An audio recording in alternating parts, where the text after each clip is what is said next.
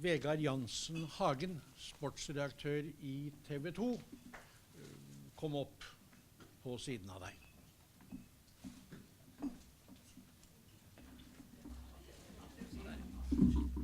Ja, det var så bra at vi gjerne kunne ta det.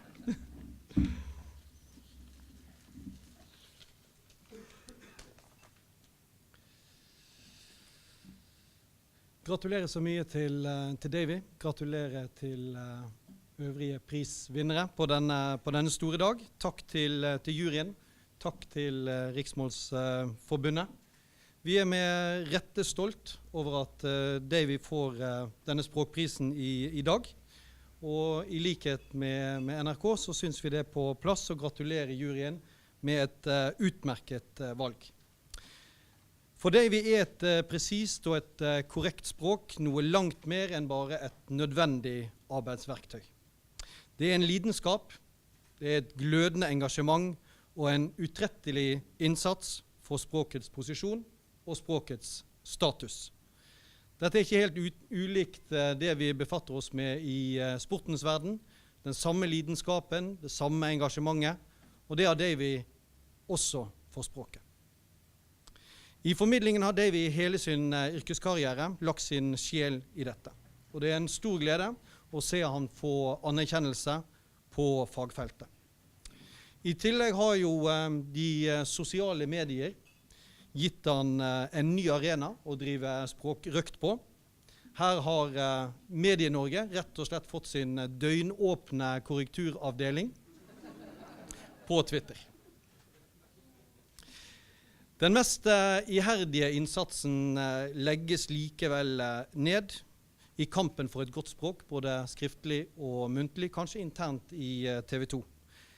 Jeg synes det er jo en god tradisjon i TV 2 å høre de interne mailer og informasjon bli sitert. Det har vi lang erfaring på, men denne gangen var det en glede å høre det. Og det var jo karakterisert her som den utmerkede Ida Krid, som var det sagt i forbindelse med hennes språkinnsats i NRK, at dette var omtalt som språkdrypp. Mens hos oss så har vi Davy som en ekte bergenser, mer enn høytrykksspyler, som står på, og som vi ikke har funnet av-knappen på. Men det er en glede, for disse innspillene de er like kritiske som de er konstruktive. Og de kommer til alle døgnets tider, til alle kanalens formidlere og ansatte, enten det er politikk, utenriks, økonomi eller sport. Davy bryr seg, og han bryr seg på en måte som forplikter alle oss andre til å bry oss også. Hvis ikke, så lever du farlig. Jeg har også lyst til å sitere fra et innlegg, og jeg tror det er mange av oss som har disse mappene som du oppretter på i innboksen din, med hvor vi tar vare på alle disse mailene, alle disse e-postene som kommer, og vi tar vare på de og henter de fram igjen i gode lag. Så jeg har lyst til å sitere en fra 2007, som finnes her.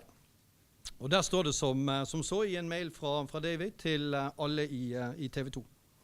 101 år etter mesterens død og 126 etter at Henrik Ibsen skrev Gjengangere, hjemsøkes vi av fortidens mest plagsomme spøkelser. Intransitive verb brukt transitivt. Som alle skjønner, dette går ikke.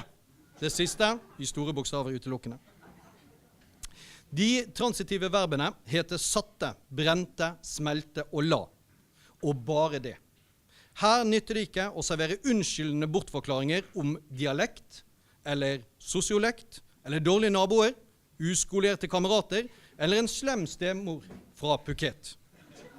Det er vi som er de profesjonelle. Det er vi som plikter å kjenne massekommunikasjonens viktigste redskap, språket.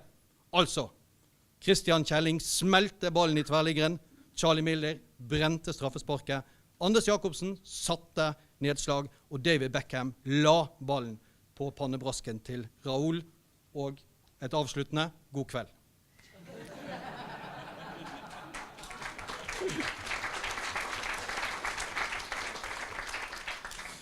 Og slik kunne vi ha fortsatt i det uendelige. Så stor er produktiviteten, så stor er mailboksene. Det er innlegg om gradsavverb, som jeg har funnet, doble genitivsuttrykk, preteritum, particip, infinitivsmerker. Det er store brølere, og det er små pussigheter.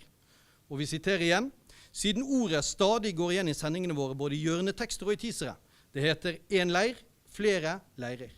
Leire er med andre ord ikke flertallsform av leir, men noe keramikere bruker til å lage krukker av. Og avslutningen er, kjør på. Davy er oppriktig engasjert, intens og kompromissløs i kampen mot språklig slendrian og likegyldighet. Han har tatt på seg et spesielt ansvar som han løser med snert, med brodd og med beksvart humor til tider. Det er ikke alltid like moro å være den Davy retter søkelyset mot, men det er alltid til fellesskapet og dermed også den enkeltes beste. Like konstruktivt som det er kompromissløst. Derfor er det en stor glede å se anerkjennelsen som blir Davy til del i dag.